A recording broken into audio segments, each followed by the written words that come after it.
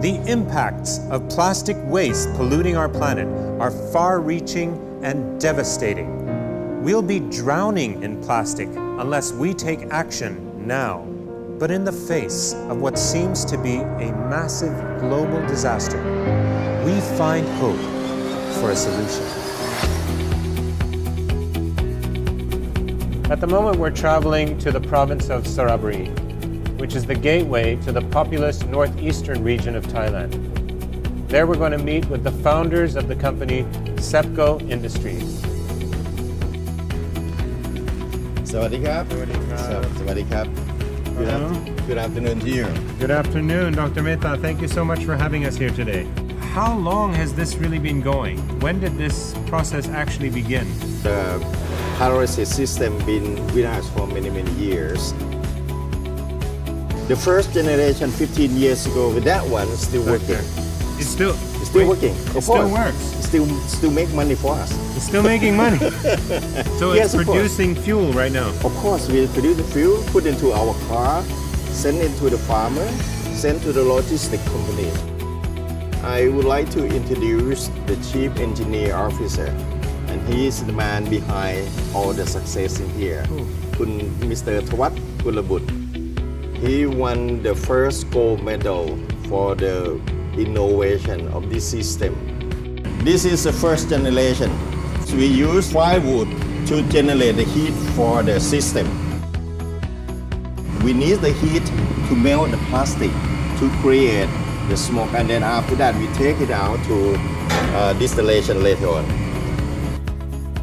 So this is second generation, a little bit different because of that one we put it in the factory, and this one we put in the closed area here. We need to know there is the emission leaking out from the system or not. Basically to make it run cleaner. Cleaner, improving for the emission. So this is the third generation model.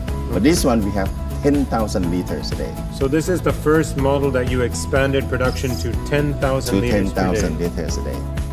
This is the what we call the last generation of the batch system. Put the 20 ton of the waste plastic in and then generate approximately 13,000, 15,000 liters of the diesel. So here we are at the Polypetron Gen 5, the final model of your system. Obviously, you've developed the technology for efficiency Of course, yes. and Yes. to get more output. 20 tons of plastic, you can get at least 15,000 liters up to 18,000 liters. The important thing about this is that it's running continuously, non-stop. Non-stop, 24 hours a day. The first one you might get some smell, some odor system disturb you. But second one a little bit like that, but the third one, the fourth one, the fifth one is nothing coming out at all. If it coming out, we reuse it again in this one. Okay, so everything's running cleaner and more Cleaner, efficiently. more efficiently. Advanced development of the polypetron comes at a crucial time when the demand for such technology is higher than ever. The world today is overwhelmed in its struggle with waste management because many countries like China have decided to stop accepting plastic waste imports. This sudden change has brought the world to a crisis point, with trash stacking up and screaming for a solution. Despite the increase in alternative energy, the demand for oil is going up, not down. Fuel consumption is expected to grow 25% from 2015 to 2040, fueling rising demand for renewable energy solutions.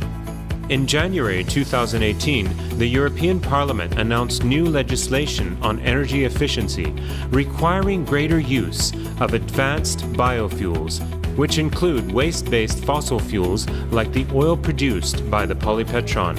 The law requires a share of 1.5% advanced biofuels by 2021 and at least 10% by 2030.